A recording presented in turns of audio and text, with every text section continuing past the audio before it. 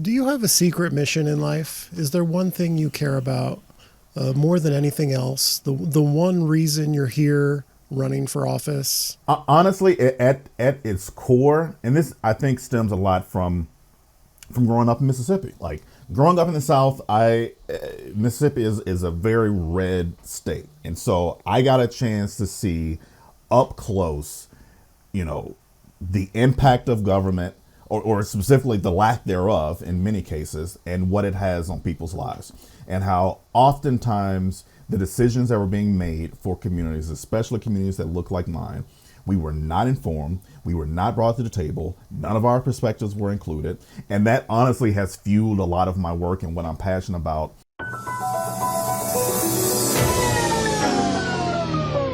We're rolling! We're rolling!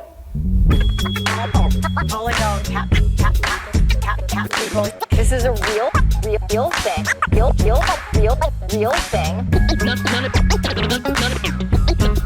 None of you have the balls to stop this. Stop this. I've got plenty of time. I have nothing else going on today. We're in the Wedge neighborhood right now.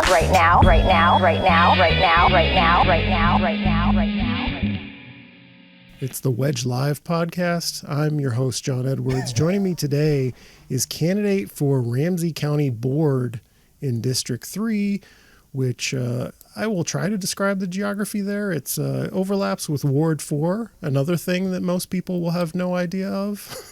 And 5. And 5. And a little bit of 6 and a little bit of 1. Describe it to a layperson who doesn't know district numbers. Yeah, so District 3 of Ramsey County, it includes a lot of the northern St. Paul portion of the city. So it has Falcon Heights, which is the only municipality outside of St. Paul, and then all the other parts of the district are St. Paul neighborhoods. So I have St. Anthony Park, a bit of Hamlin Midway, Como, the North End, a little bit of Frogtown, and a little bit of Payne Phelan. Okay. I don't know if I said your name. Garrison McMurtrey. You are the candidate in District 3. DFL endorsed. That's right. Okay. Can you speak freely? Because what I notice, I talk to a lot of people who are either running for office or are elected officials, and they don't make great guests. So I'm wondering if you can speak freely here today, like a normal person. Can you leave the talking points behind? That's the goal. That's what I plan to do. Okay. Do you have an opponent? I do. Yeah. Okay. Yep. His name's Joshua. I actually had a chance to meet him a couple of months ago. We did a Legal Women Voters Candidates Forum. So since there were this is a special election. So since there were only 2 of us who filed, we skipped the primary and we go straight to the special general. And you have worked for Angie Craig, Amy Klobuchar. Do you have a take on what's happening in the country right now? I was crushed after the election. Yeah. Do you have any hot take on like why this is happening to us again? Yeah. I was devastated by what happened. I honestly, I have a lot of takes, and to be quite honest, I think that even for me, it may be even too early to really assess of like what happened and what do we need to do. Like it's still so, it's just so raw, still knowing that this is happening again. I honestly have become almost numb to the fact that we're about to experience another Trump presidency. But the piece of it that gets me amped is the prospects of actually being on the county board, because now more than ever, I think that our local governments, city, county, state, they're going to be on the front line of all the stuff that's going to be happening and coming our way through this administration. And so I'm really interested to just know a lot about like the perspectives of folks who sat it out, who just didn't vote this past election, or who voted for Democrats on the local level and still voted for Trump in the presidential. Like there are more questions that I have than probably answers as to why this happened. That's a wise way to go. Everyone's inserting their own axes that they were grinding before the election and saying that's why it turned out poorly. I happen to think it's social media. A lot of maybe people are getting a lot of bad information. Yeah. That's part of it. We don't have to go into that. That's a different podcast. So when you're talking to voters, do people know what you are running, the office you're running for, what it does? It's like the what top it is question responsible I get. for? It's the why top they question should care? I get. When I started door knocking over the summer for this exact reason, like to let folks know that I'm running, to let the folks know that, mark your calendars for February 11th, because this is a special election. Turnout's going to be low. So I want to make sure that people are aware right now that we're going to need folks to come back out to vote in this election. But when I'm knocking on doors, it's the top question I get, which is, I appreciate you coming, but what does the county do?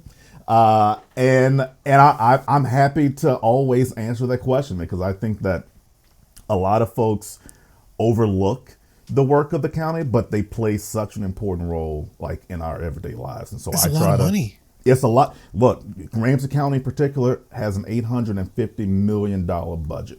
That budget includes a lot of investment in things from small businesses to housing to transportation, on top of like the social services that our county offers, which plays a huge role in what we do at a county and makes up nearly half of our county budget. So we have a direct impact on these policies and the investments that are being, implemented at the county level. But unfortunately, so many folks are not aware of the work of the county. And I think, honestly, that's part of the reason why I want to run is to let folks also in more on the work that we do at the county and the services that we offer and how we can be more of a resource for people throughout the community.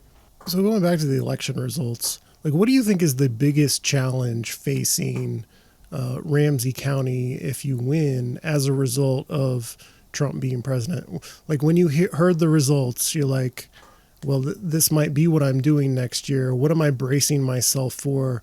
What do I need to respond to like first? What are your top one or two things? I mean, the first thing that came to mind was there goes like federal funding that we rely on as a county. Like it put into question of just how much we'll be able to get.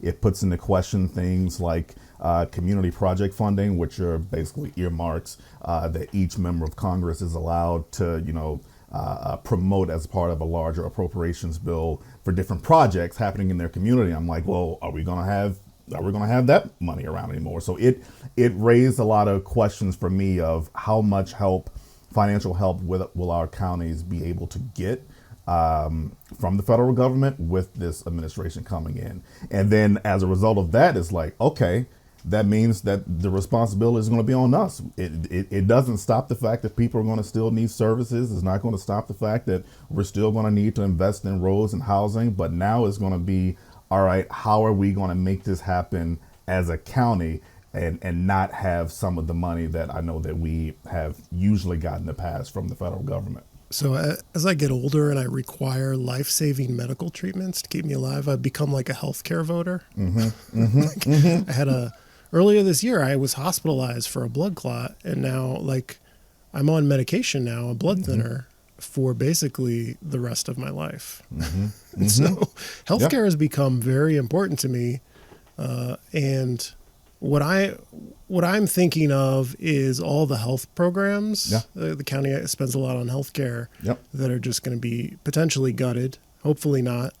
What are you thinking about in terms of healthcare, like Medicaid and other things? Yeah, I mean that's going to be important for us as a county. And I know we're already seeing some issues. I don't know if you saw with Ramsey County recently that there's a big backlog of folks getting their medical assistance approved, which is delaying folks getting medication and getting other things they need. And it's because we've seen an influx of folks needing that care and not having enough staff to do it. And so that question still remains of how we're going to go about not only making sure that folks have access to these things, but also that we have enough staff to pay to make sure that we're getting these backlogs all up to date, that we're processing folks so they can get the care that they need. I think the other piece that it's even scarier to me is when it comes to our immigrant communities, because, Ramsey County does have like an immigrant legal defense fund that we're in partnership with the city and another organization. And I'm already starting to wonder, we're really going to have to look at how much we're going to need to use this now, because we've had it and haven't had to use it, I don't believe, a whole lot during the Biden years. But with this Trump administration coming in, we got a lot of our immigrant neighbors who are scared about what potential mass deportation looks like, and so I'm starting to think about that, as well as how, as a county, we can make sure we're showing up and have the resources to help our neighbors. So if that does come to that, they know that we're there to help. That feels like a logistical nightmare, trying to round up millions of people. And I can't imagine it happening without the cooperation of local law enforcement. I don't know. You're not running for Ramsey County Sheriff, but I am not. And I've, as I have been running, I've been able to also learn more about the ins and outs of just how the county is working. And I know, as a county, of course, we're in charge of, approving the sheriff's budget, but don't have much of a role in the day-to-day operations of what the sheriff does. That being said, I still want to make clear that, as a county commissioner, when it comes to public safety, I want to be having these conversations with the sheriff, so at least he understands where my constituency is coming from, of what our needs are, and really calling out, if there are things that I don't agree with, I want to make sure that he's clear of why, and hopefully we'll take those things into consideration as they're building out the operations behind different aspects of the sheriff's office. So the way I view my county government, the way I feel like it touches me the most, is with streets, because I live not very far from a county road. Most people listening, you live next to or near a horrible, no good, way too fast, super wide, dangerous county road. And you probably don't realize it. You probably think, well, I'll call the mayor or my council member about this, but you should be calling your county commissioner over it.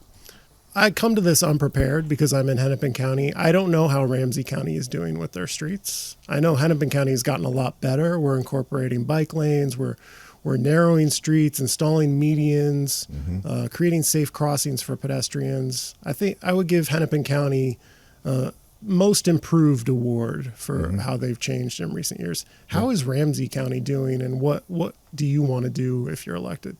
Yeah, we're doing that same work over here in my district. One of the county roads and one of the areas that I think is ripe for such an opportunity for more investment is Rice Street.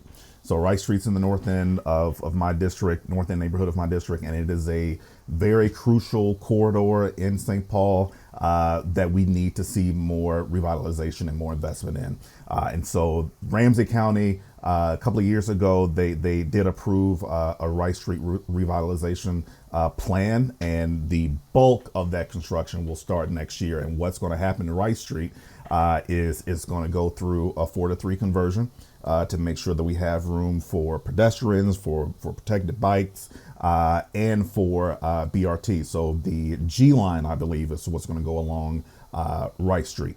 And so that's just one area in my district in particular that we're seeing that investment, but it's something that we're seeing across the county, and it's something that we need to be investing in, because we know that having this work done on our infrastructure to make sure that we're providing space, protected bike lanes, that we're making sure that we're making it available for things like bus rapid transit, is not only good for the environment, but it's just great for us to be able to connect our communities. And so when I look at Rice Street, this is going to be great in the long run for the businesses that we know that are along Rice Street, to make sure that folks in the community have access and folks outside the community have access to visiting these communities, so we can really build up our economic development for that part of the city. And so I am all in on seeing us do more of that, and I think that the county has made some significant strides in starting investing more in that type of infrastructure. What do you do when a business owner says these changes? We're losing some parking on this street. It's going to put me out of business. These complaints are usually not based on data. It's about feeling, is how I interpret it here in my part of Minneapolis with Hennepin County. But how do you deal with the complaints from business owners? Yeah, I mean, I was just this past week at the Rice Larpenteur Alliance, their annual lunch and learn that they do, and they were along at one of the newest local businesses along Rice Street, and that was one of the concerns that one of the business owners brought up, and my response to him is that, I completely hear I hear his perception and his understanding and experience. And what I think is important for us as a county board to do is just make sure that we're in steady communication with our business leaders, that the business owners understand, if there's construction that's going to be happening, if there's delays, make sure that they're in the loop. I think that's the main piece that, at least from those small business owners that I was talking to, that they were missing. They just want to make sure that they are understanding of like what's happening, and that we're steadily in communication with them. One of the things that I want to do, upon being elected, is to start like a small business advisory council for folks for small businesses in my district in particular, to give our small businesses an opportunity to hear exactly from me on the different services and opportunities that we offer as a county, to make sure that their businesses are thriving, but to also make sure that I have a clear understanding of what some of those gaps are and where we can be better communicating with them on the things that we're working on. Because one thing that I try to explain is, like, when it comes to the investment that we're seeing on places like Rice Street, this is an investment that's going to benefit them as a business. It's going to benefit us as a community for generations to come. And so really thinking through more broadly of, like, here is the bigger picture of like what we're trying to do and how it's going to have an impact on you as a business and on the community more broadly. Do I understand correctly that you came here for college? I did. Is that right? Yeah. I came here to go to the Humphrey School to get my master's. And how long ago was that? Oh God. I graduated from Humphrey in 2018. Okay. And why have you stayed? Well, I'm from Mississippi originally. I moved here to go to grad school. I stayed for a couple of reasons. One, I really enjoyed the work that I was doing at the time that I was in grad school. I was in Senator Klobuchar's office at the time, and I was like given an opportunity to fuse two worlds that I love. I got to be doing community engagement, and I got to do some policy stuff, and I just really loved that work. Second reason I stayed because I really loved living in the Twin Cities. Like, I can't even lie. Being from the South, of course, the climate is a little bit different, but I've always said that the Twin Cities is like, it's my speed. It's not overwhelming, but like I can do stuff here, I can have fun, and then I can just go home to my quiet ass. Can I curse on here? Yeah. Go home to your quiet ass. To my quiet ass neighborhood and chill. So that was the other reason. And then, I met my wife, and she's from here. She's from Roseville. And yeah, now I'm definitely not going. So it was a number of different reasons of why I decided to stay. Where did you go to undergrad? I went to this small liberal arts college in Ripon, Wisconsin called Ripon College. Okay. About 80 miles north of Milwaukee, just middle of nowhere. My counselor, when I was in high school, told me to look into Ripon. They had a speech and debate team, and I did speech and debate in high school, and they were like offered a little bit of a scholarship, so I decided to go and venture up to Wisconsin. Tell me about your transportation routine. Like, how do you get around? Do you bike at all? how do you get to the grocery store, things like that. Yeah, my wife and I, we do like to bike. We were just biking this past weekend, basically from one end of the district to the other end. So whenever we can, we do like to bike. Day to day, so since I'm the district director for Congresswoman Angie Craig, so her office is in Eagan. Right. So usually I will take our car. We have an EV, Kona. So we'll just get that fully charged up every night, and then I'll drive into Eagan every single day. And then outside of there, for like big events, special events, especially with where we live in Como, we're along, a pretty great transit corridor. We have the A line, we have the Green Line, we have express bus lines along this area as well. So we're able to use all those different things to get around town, which is really nice. Thank you for answering all of my bio questions. I'm trying to get to know you. So is the Kimball Court building that's been in the news, is that in your district? It is 3? in my district. Yep. So it kind of, it was confusing for me as well, because literally right across the street is Commissioner Moran's district, but Kimball Court is going to be in my district. So I was looking that up because I think that's in Ward 4, so maybe it's also in District 3. Yep. And the only thing I found right before coming on to talk with you was this my villager thing. So I keep that in mind. I think that has a weird angle. I think I've heard Bill Lindeke refer to the villager for years, but they were at a community meeting, and so the neighborhood has had problems with drug dealing, drug use, loitering, trespassing, theft, trash and used syringes, public urination and defecation. And so I don't know, I don't live there, I'm not in St. Paul, and I don't know how much to attribute to this one building in particular. I think a lot of times people fixate on a thing and blame that one thing. Mm-hmm. But what is your take there? Like what should local government be doing to help the neighbors there deal with that problem? Yeah, no, and I was actually at the Kimball Court Town Hall that happened, I believe it was 2 weeks ago, where there was a panel of all of the different players, whether it was St. Paul PD, Council President Jalali, Commissioner Moran, folks who were helping with different nonprofits who are like the Ujamba Place, who does a lot of work with specifically Black men and helping them with different challenges. But all those different stakeholders were there to talk specifically about Kimball Court. What's happening at Kimball Court, I think, speaks to a larger issue that we're having along Snelling. And I think that there is a lot of work that we have to do. And I was happy to really hear directly from a lot of the constituents and residents along that corridor who have been having issues.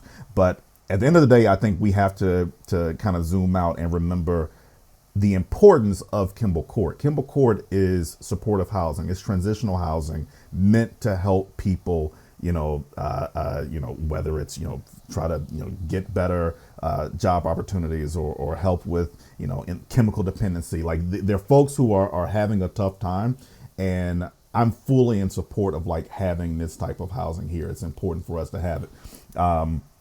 And I think we at times lose sight on the individuals who live in this housing, and what we need to be doing to help ensure that they're getting the resources and support they need. And so the county plays an important role in that, in collaboration with the city, with the state, to make sure that we're funding, different programs and services that these folks need, while also making sure that we're looking more broadly at how we can make sure the things that's happening outside of Kimball Court aren't, being a hindrance to the folks in the community. I think along Snelling and University, there's an abandoned CVS, and that's where like we're having a lot of issues because the CVS, they're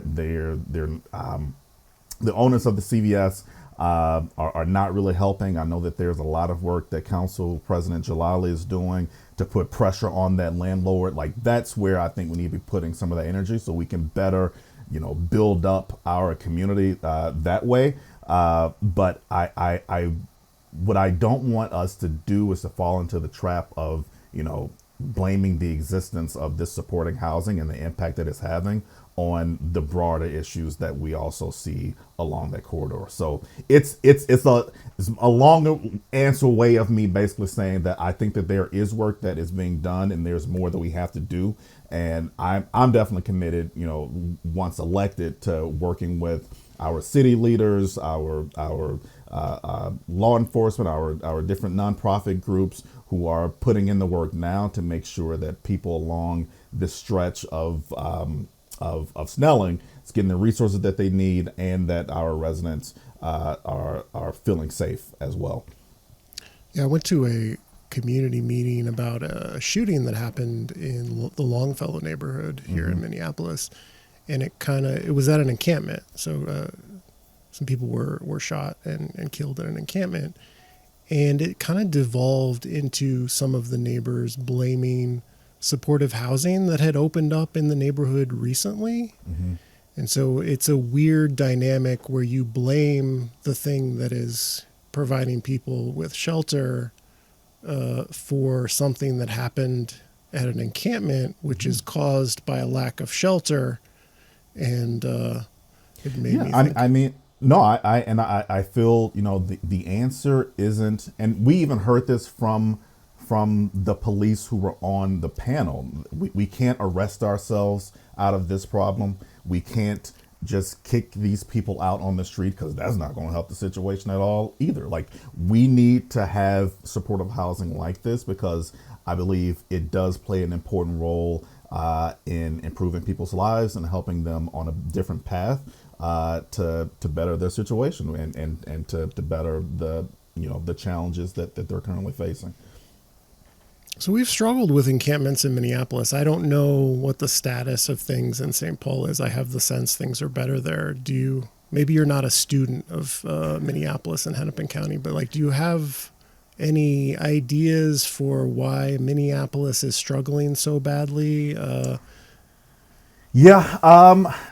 To your point, I am not as thorough of a student. I dabble into what y'all do over there in Minneapolis. Okay. Tell us how bad we are. Tell us how we're failing. That's what I'm looking for. I'm looking for answers from St. Paul. I have been impressed, though, of that there have been a number of encampments that have come up here in St. Paul, and I think that the mayor's office in particular, and in coordination with city council, have done a really good job at making sure that the situation with the encampments are addressed in a humane manner, that they are bringing in different stakeholders who we know have worked directly with folks who are unhoused. It was done in a manner that I think really convened a number of important folks to ensure that we were going about this in a way that was safe, that was fair, and that really was listening to the needs of the folks who were trying to be helped. So,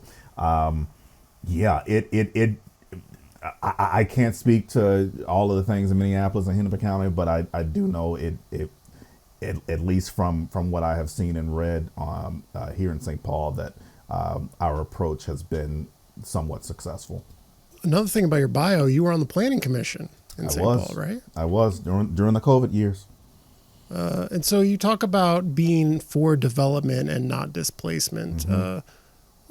What does that mean to you, being for development but not displacement? Yeah.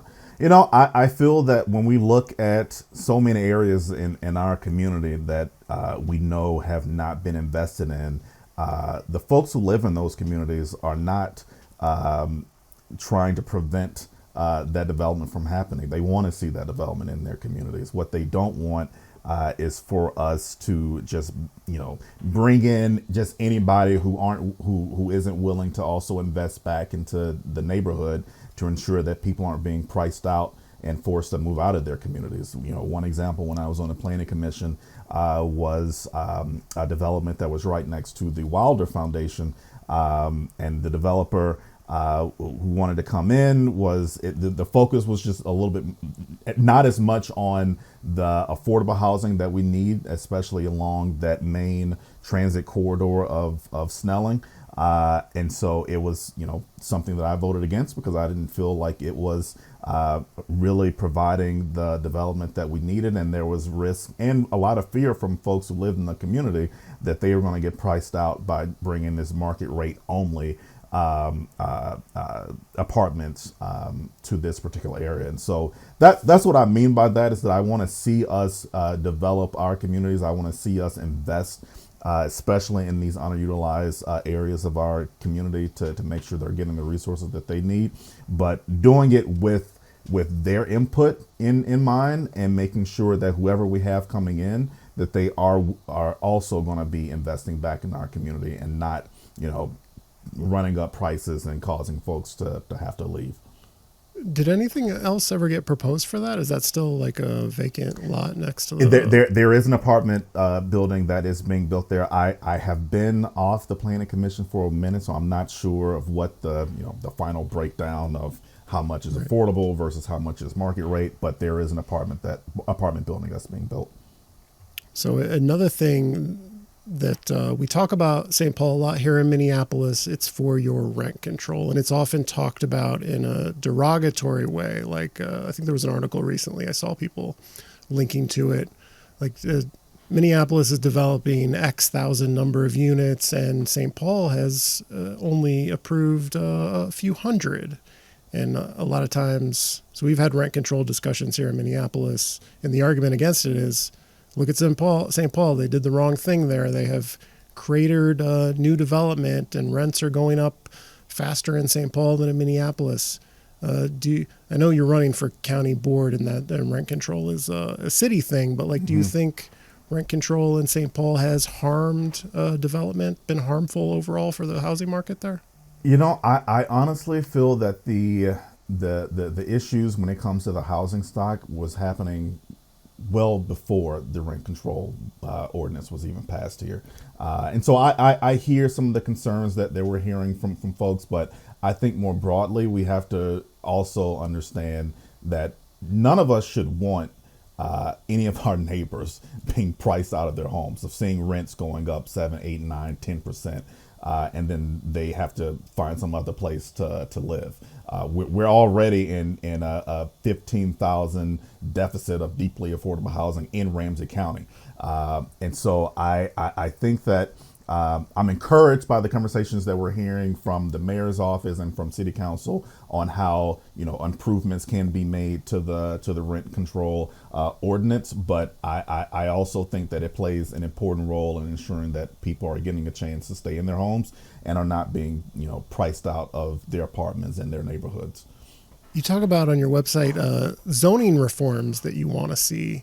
And so give it to me, former member of the St. Paul Planning Commission, what you would like to see communities in Ramsey County doing with regard to their zoning codes. Yeah, and this is something, of course, we'd have to work in collaboration with the city council on. But right. I'm thinking in particular of some of our main corridors, Rice Street, along Larpenteur. Like, these are important transit corridors that I think that we can be investing in more housing to be along these corridors. And so I would want to see some upzoning happening and would want to work closely with city council to see upzoning happening so we can have, more, not only market rate, but also invest in deeply affordable housing along these corridors. And so that's the one piece is I'd love to see more upzoning there. I would love to see opportunities for more duplexes and triplexes and really help address the housing shortage that we know we're seeing in Ramsey County. Do you have any other housing policies you like to see, renter protection stuff? Yeah, I mean, as a county, I know that we offer services to ensure that folks are, renters in particular, are aware of their rights and making sure that we're holding landlords accountable.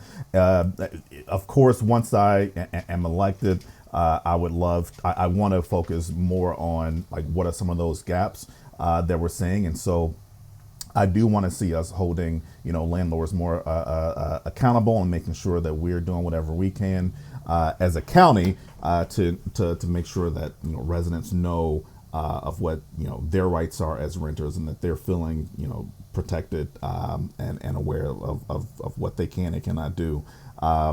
So yeah, I'm still learning more of some of the specifics of what we can do as a county when it comes to those things, but it is an area that I want to dive into upon being elected. Do you have a secret mission in life? Is there one thing you care about more than anything else? The one reason you're here running for office? Like what is the private reason that you can't tell anyone, but you're willing to tell me that you're here? Yeah, I'm definitely just going to tell you it. No. I mean, honestly, at its core, and this I think stems a lot from growing up in Mississippi. Like growing up in the South, Mississippi is a very red state, and so I got a chance to see up close, the impact of government.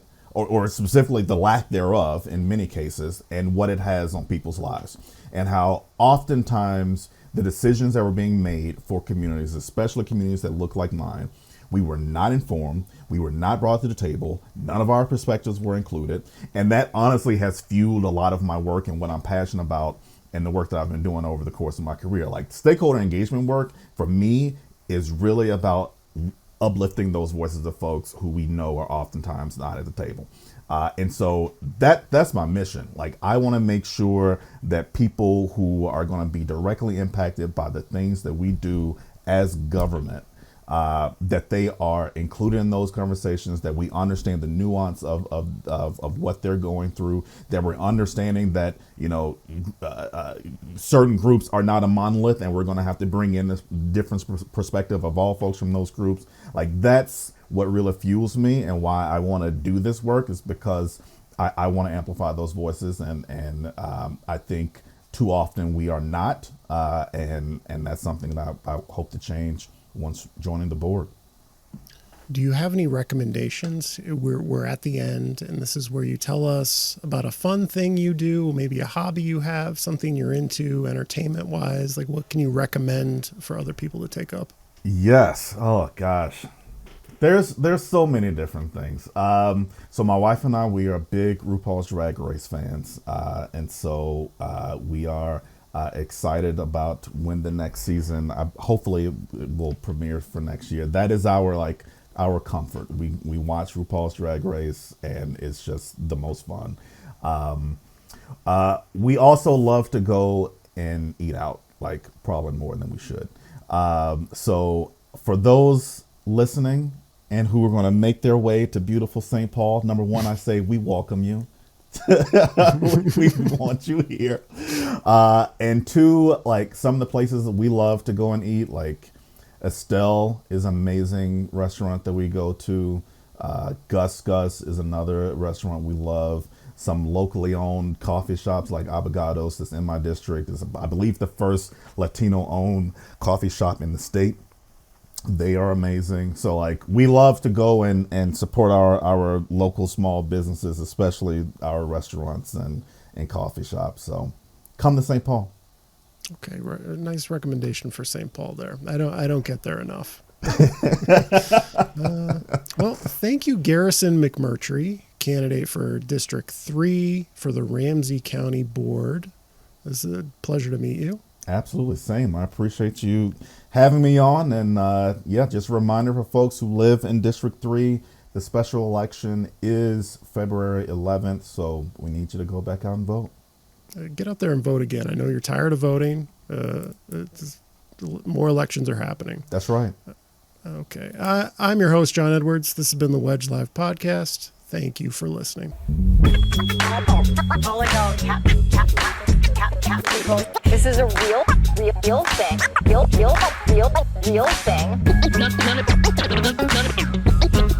None of you have the balls to stop this. Stop this. I've got plenty of time. going on today? We're in the Wedge neighborhood right now, right now, right now, right now, right now, right now, right now, right now, right now.